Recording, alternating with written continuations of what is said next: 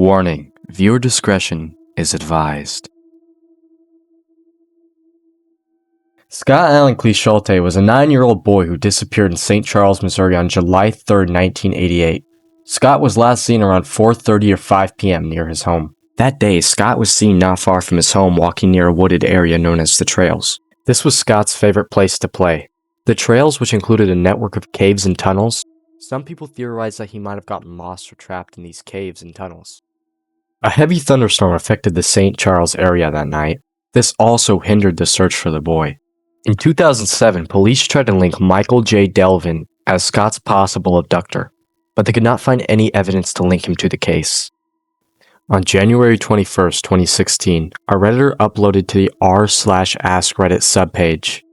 The post was rather quite disturbing, as the title of the post was, "To those who have accidentally killed someone, what went wrong?" Of course, you can't believe everything you see on Reddit, but this post I'm about to show you was a little disturbing.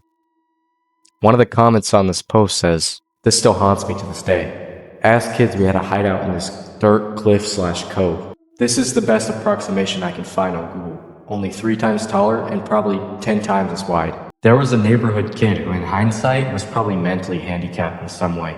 But to us, he was just a weird/creepy kid. This was in the 80s, and we weren't exactly raised PC. 3 of us were headed to our base and found the creepy kid sitting at the top in our guard chair. We yelled at him to get out, and he said something like, 'Make me,' and started lobbing dirt clods and sticks down at us. We all ran around to the side to make our way up. It gets pretty fuzzy here, but all I remember is that he fell. I still remember the sound. When we got back down to check on him, he was in a very awkward position with blood coming out of his mouth. We all just freaked out and ran home. No one has spoken a word of this to anyone. We didn't even go back for over a month, and never said a word of it between us." Again, this was the 80s, so media wasn't like what it was today. Chances are it got an article in a newspaper B section, something like, "Missing mentally disabled child found dead after fall," or something like that. Now, yes, there were a lot of comments on that story, but none stood out as much as this one. Was it Scott Clisholte? He went missing in 1988 in St. Charles, Missouri. Correct.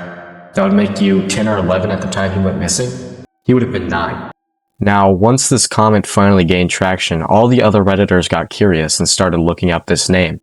This caused the original poster of the story to take down the whole thread. If that's not screaming guilty, I don't know what does. Anyway, here's Scott's brother on what he had to say about the incident. Who was the last person to see him? As far as I know, family and friends would have been my older sister Stacy before she had left for work and stuff, and she was there when he had come home and changed after school and that. So, as far as I know, it was Stacy. And what did Stacy see? He was the last time she had seen him. He was at the top of the hill, just playing, running around, being a kid like we did. You know, I know people say not to play in the streets, but that's where we played, up at the top of the street. And that's where he was. And this was a fairly urban but rural area, too. You were sort of out in the country, right, where kids just could feel free to play? Yeah, it was a neighborhood. I mean, it was a neighborhood full of 100 kids probably in the neighborhood, but, you know, right 5 minutes from our house was nothing. Farmlands and fields and dirt trails and stuff like that. How violent was that storm late afternoon? And did you think your brother had just hidden to have cover? Yeah, it was a pretty bad storm. You know, it just came and went pretty quick. You know, I don't think he necessarily hid somewhere. We just assumed that he was inside someone's house, you know, playing inside with another friend. You know, and that's just kind of then started knocking on doors, on every door we could. When did your parents finally call police? It was later in the evening. I can't, you know, I'm not for sure on the time, 8, somewhere around there. It was, you know, before it had gotten dark. And I understand they came right out. Yeah, they were there right away, yes. So what did... This story is a tragedy. It's just so horrific and sad. The fact the Redditor did nothing to help the kid just shows how empty people can be at times. Still, there's no confirmation the Redditor had anything to do with this case. On November 6, 2015, Reddit user u/bangerang said he needed $700,000. The full post reads, "What do? I need it by Jan 2016 or I'm dead from the mob. What are my options though?" This post was made in the r/sadboys subreddit, which had nothing to do with anything Bangerang was saying. Young Lean is a Swedish rapper, singer, and songwriter who, along with his music collective Sad Boys, became a pioneer in the early 2010s cloud rap scene. His viral success on YouTube helped him gain global recognition, and he remains a highly influential figure in the modern hip-hop. With that being said, it still makes no sense why Bangerang posted in this subreddit. This redditor says, "So confused." Another one saying, "What's going on?" At first, everybody thought he was trolling, but then it got more serious really fast. One comment reads, "First of all, why are you posting here? Second, run." u/bangerang responds, "I got no one." One user replies, "Is this a reference to Lean being worth $700,000? Another comment reads, "Let me ghostwrite your next mixtape." Bangerang replies, "I need all the help I can get." This comment sticks out more than any. It says, "Off a bridge and yourself while falling." Bangerang replies, "I think they'll get to me before I can make any moves," and links this photo. Now, I know it's hard to make out what's in that photo, but it looks like it appears to be the mob that Bangerang was talking about. That's when Bangerang finally posted a comment telling exactly what happened and why he's being followed by the mob. "Was involved in a fight where an 18-year-old kid was killed. I was on drugs and had a bad temper. I was always protective of my friends, especially John.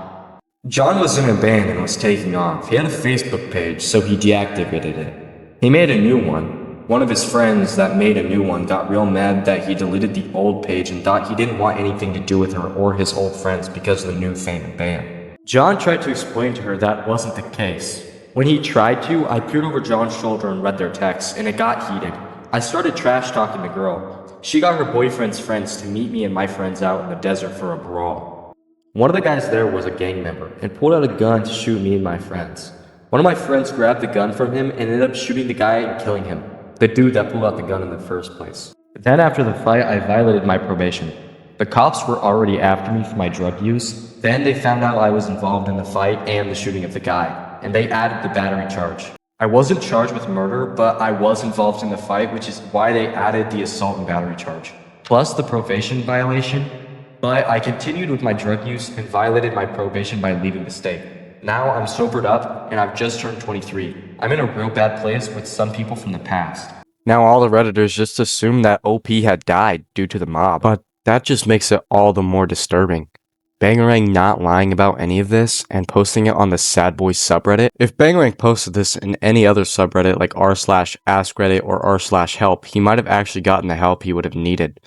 But we sadly don't know what happened to Bangerang since he has not replied or posted on Reddit since this comment.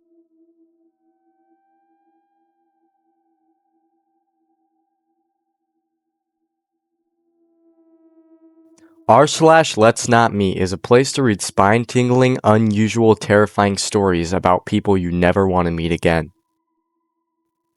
I'm going to read a story from a now deleted account called "The One Day I Woke Up Late May Have Saved My Life." The post starts like this.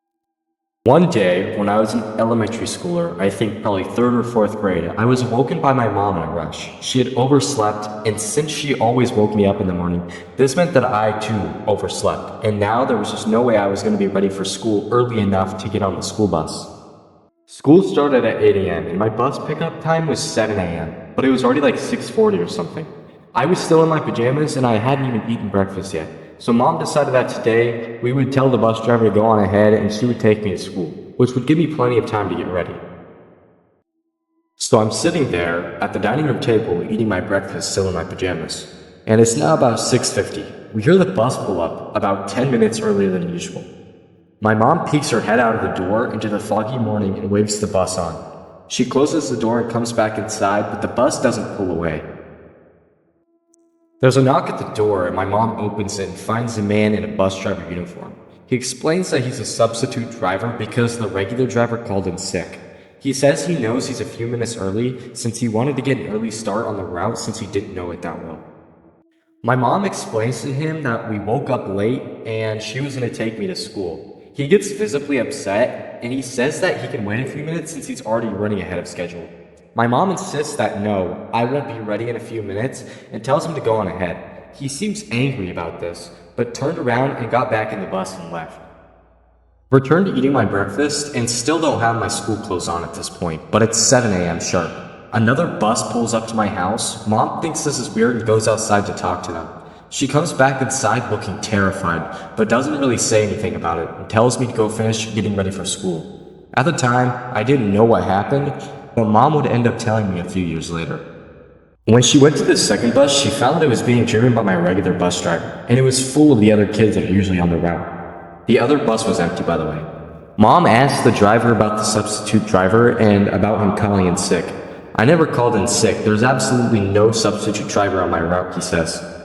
The driver immediately called dispatch in a panic and told my mom to go inside and call the police, which she did without me knowing, and report this incident. There was absolutely no one doing my driver's route that day. Whoever this was most likely a kidnapper who had targeted me. I never heard anything about it again, not even if someone else had ended up being picked up by this mysterious fake bus driver. But chances are, I had gotten on that bus, I would have never made it back to school or back home. And if Mom hadn't overslept on that specific day, I would have been on that bus. OP is very lucky that his mom woke up late that morning. Who knows what would have happened to him, either murder or a kidnapper. He's very lucky to survive with his life. Anyway, here's the last story on this video.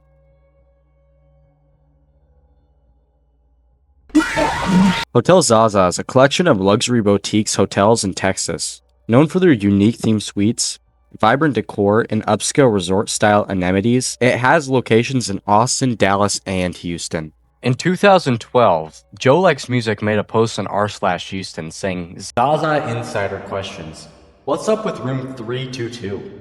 The full post goes like this. Stay here frequently when on business. Hotel was booked solid and my colleague managed to score a room unplanned. We all had normal Zaza-styled rooms, and he ended up with this goth dungeon closet. The room had a chain holding the bed to the wall, pictures of skulls, and a creepy portrait of an old man. The room was about 1/3 the normal size, with the furniture blocking part of the TV, bed, and window. We asked about it at the front desk, and the clerk looked up and said, that room isn't supposed to be rented, and immediately moved him. Anyone know what's up with this room? OP then posted a link to show a bunch more photos that he took of the room. Some of the artwork on the wall was just disturbing. There's a picture of a skull, there's a picture of conjoined twins, and then there's an angry looking man in one photo. But that's not even the weirdest piece of artwork that's on the wall. There's a picture of a man that nobody knows. There's no reason for this picture to be in this room because it has nothing to do with any of the other stuff. Everybody has some theories, but we'll get into those later. Edit 2. Chronicle emailed and I put them in touch with my friend who stayed in the room. His name isn't Max, but that isn't the point of the story.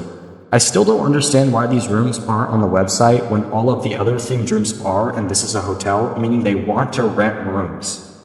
This is when everybody in the comments started making their own theories on why room 322 was so weird. 322 is a number relevant to the Skull and Bones Secret Society at Yale. Skull and Bones, also known as the Order 322, or the Brotherhood of Death, is an undergraduate senior secret student society at Yale University in New Haven, Connecticut. The oldest senior class society at the university. Skull and Bones has become a cultural institution known for its powerful alumni and conspiracy theories. Now, there's no confirmation that this information is true, but it is a good theory, and I feel like it does fit with what we're seeing in this hotel room. This comment says, wild theory time. What if it's so small because there is a secret area behind the two-way mirror next to the bed? A couple other comments back this up. One of them says, the way the mirror is mounted, it actually looks recessed into the wall. Combined with the fake brick/smaller sizes gives this theory an awful lot of credibility. Now, there's no confirmation that there is really a room behind this mirror, but the way it's structured really does seem like there is. Edit 3. This thread has been fun. I'm not much for conspiracy theories, and I don't really buy all the skull and bones stuff. I just wanted to know what was up with the room, and I figured someone on here might know a bit. Lots of the posts are asking questions about the pictures. They were taken months ago, and no staging was involved. I'm not the photographer, just a curious Houston traveler usually in town for work with a group, one of whom happened to get this room and happened to take these photos. And to the very new Redditor offering me a bounty to delete this thread, I'll totally do it because cash is cash, but I don't want to die either. So let's do this publicly. I'm posting your message you sent me, and we can meet at the Monarch Bar next week. I'll be on town on Monday, and I will update this thread when I get to the Monarch so we can meet. It's terrifying to know that OP had his life threatened over a hotel room. This makes me feel like the hotel room had a deeper meaning or a more sinister story.